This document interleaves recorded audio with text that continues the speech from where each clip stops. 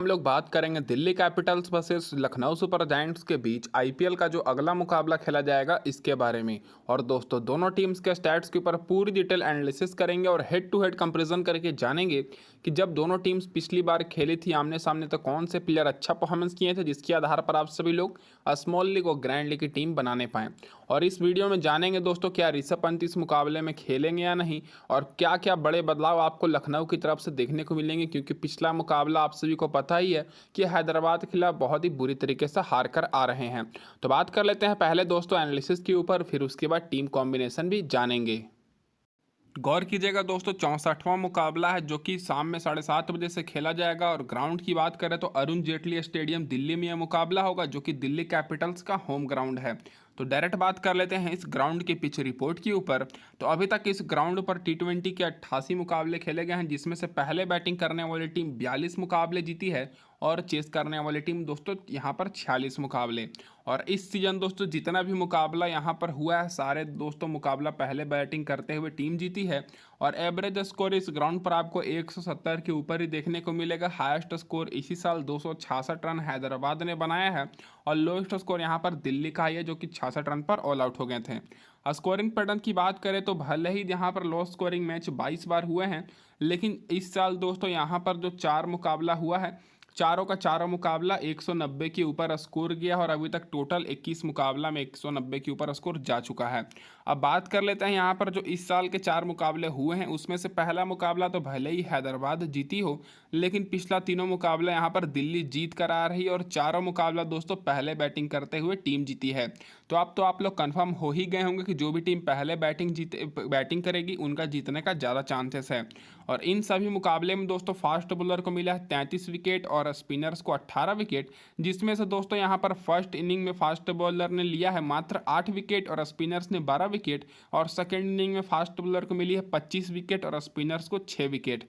तो यहाँ पर बिल्कुल साफ है कि जो टीम यहाँ पर पहले बॉलिंग कराएगी उनके आपको फास्ट बॉलर पर ज़्यादा फोकस नहीं है, स्पिन बॉलर पर करना है। और जो टीम सेकेंड इनिंग में बॉलिंग कराएगी उनके आपको केवल फास्ट बॉलर को ही लेकर चलना है, क्योंकि सेकेंड इनिंग में फास्ट बॉलर को ज़्यादा मदद मिलती है।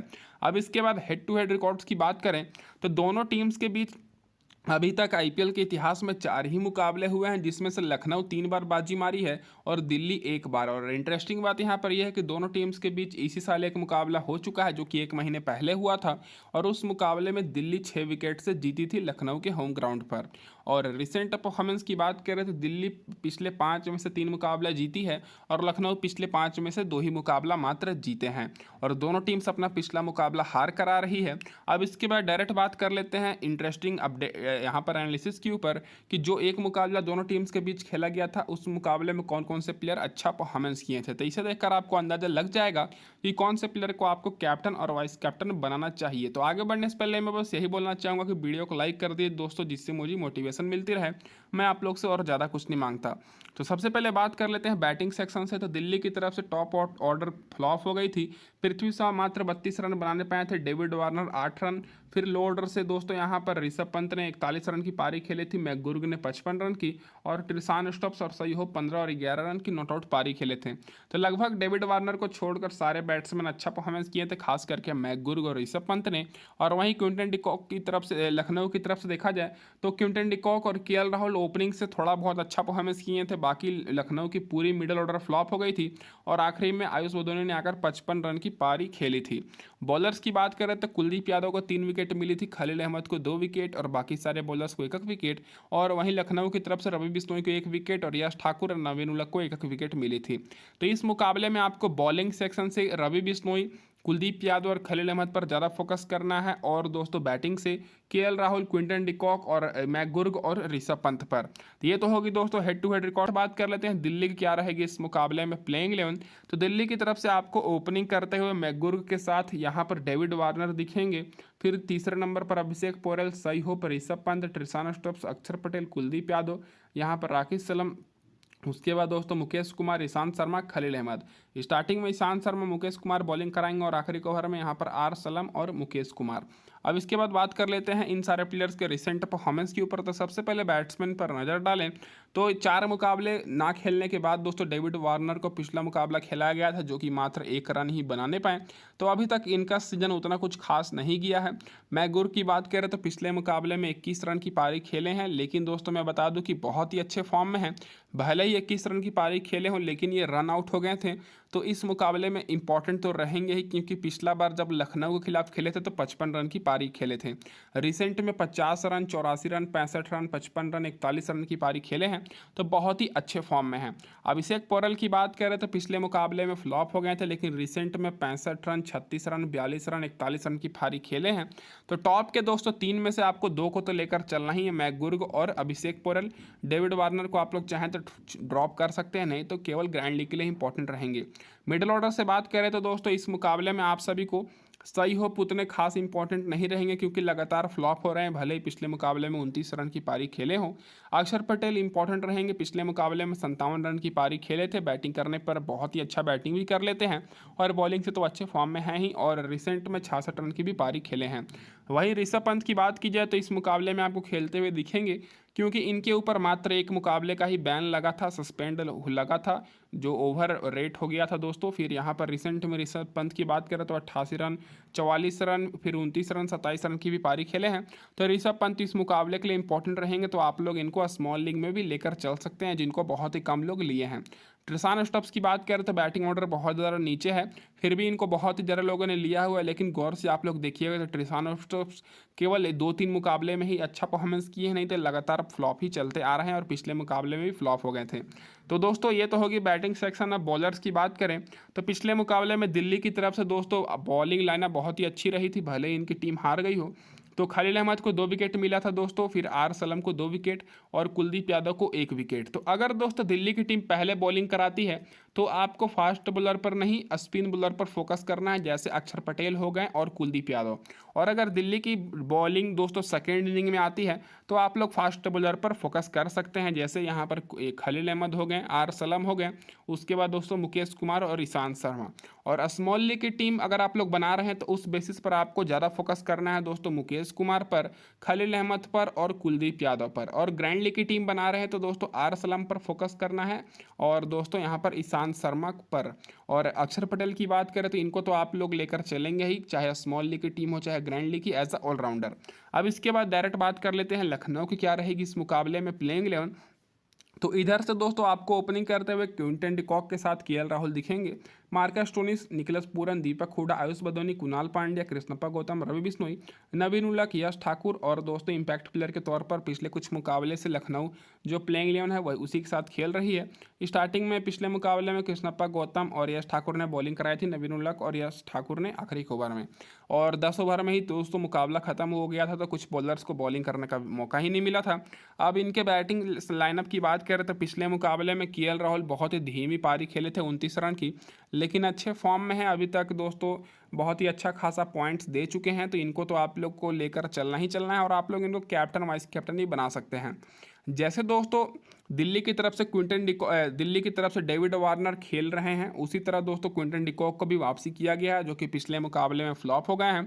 तो इनको भी बहुत ही कम लोग लिए हैं, तो आप लोग एक ग्रैंड लीग की टीम में डेविड वार्नर और क्विंटन डिकॉक को कैप्टन वाइस कैप्टन कर सकते हैं। बाकी दोस्तों मार्कस स्टोनिस तो रहेंगे ही रहेंगे, पिछले मुकाबले में फ्लॉप हो गए थे, लेकिन रिसेंट में 62 रन, 124 रन की भी पारी खेले हैं। निकलस पूरन को भी आप लोग एज अ स्मॉल लीग में ले सकते हैं, सेफ ऑप्शन रहेंगे, पिछले मुकाबले में 48 रन बनाए थे।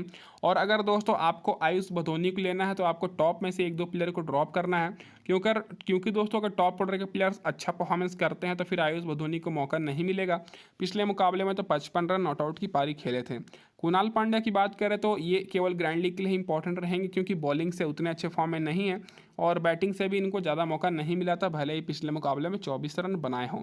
और दीपक हुडा का बैटिंग ऑर्डर नीचे आ गया है, तो ये केवल ग्रैंड लीग के लिए इंपॉर्टेंट रहेंगे। अब इसके बाद बॉलर्स की बात करें तो पिछले मुकाबले में लखनऊ के कोई भी बॉलर को विकेट नहीं मिली, और अगर आप लोग स्मॉल लीग की टीम बना रहे हैं तो उस टीम में दोस्तों यहाँ पर यश ठाकुर और यहाँ पर नवीन उलग पर फोकस कर सकते हैं। और अगर लखनऊ की टीम पहले बॉलिंग कराती है तो उस बेसिस पर आप लोग यहाँ पर कुणाल पांड्या और रवि बिश्नोई के ऊपर फोकस कर सकते हैं, क्योंकि फर्स्ट इनिंग में स्पिनर्स को ज़्यादा मदद मिलती है। बाकी मार्कस स्टोनिस को तो आप लोग एज ऑलराउंडर लेकर चलेंगे ही। मोहसिन खान का खेलने का कम चांस है, पिछले मुकाबले में नहीं खेले थे, तो इधर से आपको ज़्यादा बॉलिंग से ऑप्शन देखने को नहीं मिलेगा। तो ये तो होगी दोस्तों एनालिसिस। अब की प्लेयर्स की बात कर लेते हैं। तो दिल्ली की तरफ से आपको अभिषेक पोरल, मैकगुर्ग, ऋषभ पंत, अक्षर पटेल और खलील अहमद इंपॉर्टेंट प्लेयर रहेंगे। और वहीं लखनऊ की तरफ से KL Rahul, Quinton de Kock, Nicholas Pooran, Marcus Stoinis और यश ठाकुर। तो अब बात कर लेते हैं दोस्तों, ये तो होगी हमारी पूरी डिटेल एनालिसिस और टीम कॉम्बिनेशन की प्लेयर्स। अब डायरेक्ट बात कर लेते हैं टीम कॉम्बिनेशन के ऊपर दोस्त। तो दोस्तों अब हम लोग बात कर लेते हैं टीम कॉम्बिनेशन के ऊपर। तो सबसे पहले यहाँ पर हम लोग बात करेंगे दोस्तों कौन कौन से ऐसे प्लेयर्स हैं जिनको बहुत ही कम लोग लिए हैं और वो आप लोग को इस मुकाबले में ग्रैंड लीग में अच्छा खासा रैंक दिला सकते हैं। और यहाँ पर आप सभी को टीम बनाते समय भी कन्फ्यूजन हो रही होगी, खास करके विकेट कीपर सेक्शन से ही, क्योंकि यहाँ पर आपके पास दोस्तों 7 ऑप्शन हैं और कौन से प्लेयर इस मुकाबले में नहीं खेलेंगे उसके बारे में भी डिटेल में जानेंगे। तो सबसे पहले बात कर लेते हैं यहाँ पर ऋषभ पंत के ऊपर। तो पिछले मुकाबले में इनको सस्पेंड किया गया था और इस मुकाबले में आपको खेलते हुए दिखेंगे, फिर भी इनको बहुत ही कम लोग लिए हैं। तो सबसे पहले तो हम लोग ऋषभ पंत को ही लेकर चलेंगे, क्योंकि अगर दिल्ली को जीतना है तो ऋषभ पंत का परफॉर्मेंस करना बहुत ही ज़्यादा जरूरी है। और दोनों टीम्स के लिए बड़ा मुकाबला है। जो भी टीम दोस्तों अभी मुकाबला हारती है फिर वो एलिमिनेट हो जाएगी, फिर उनका चांसेस मतलब ना के बराबर रहेगा।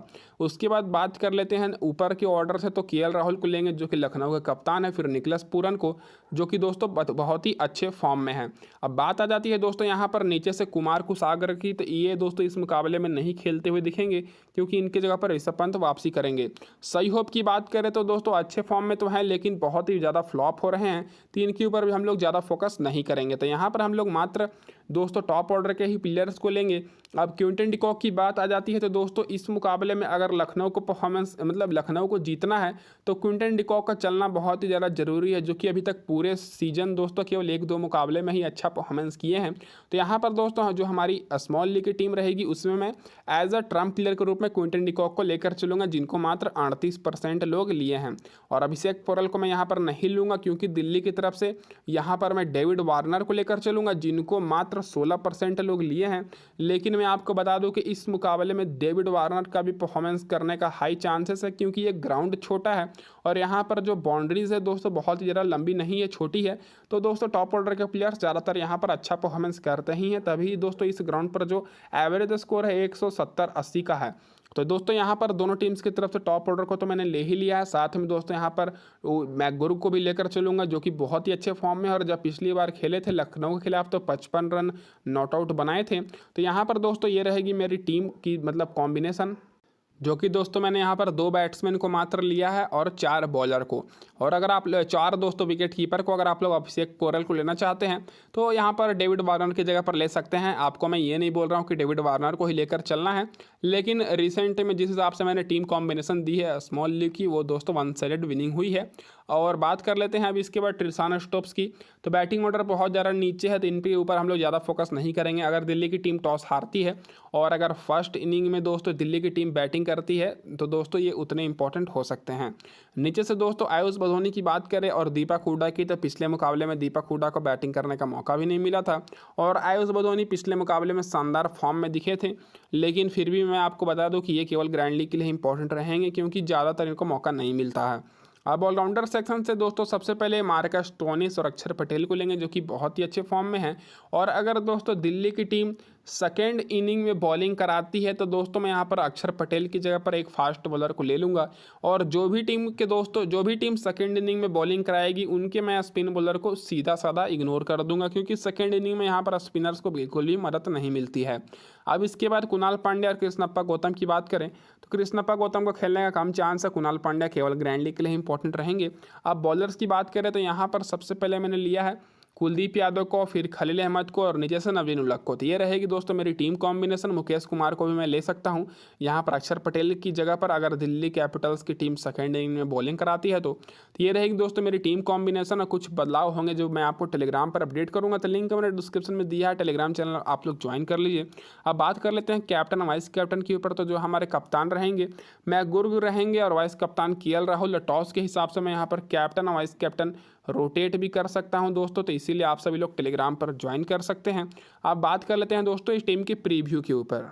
तो दोस्तों ये रहने वाली हमारी टीम की प्रीव्यू, जो कि हमारे 2 विकेट बैट्समैन मैंने लिया, फ्रेशर मैकगुर, डेविड वार्नर जो कि दिल्ली की तरफ से ओपनिंग करेंगे।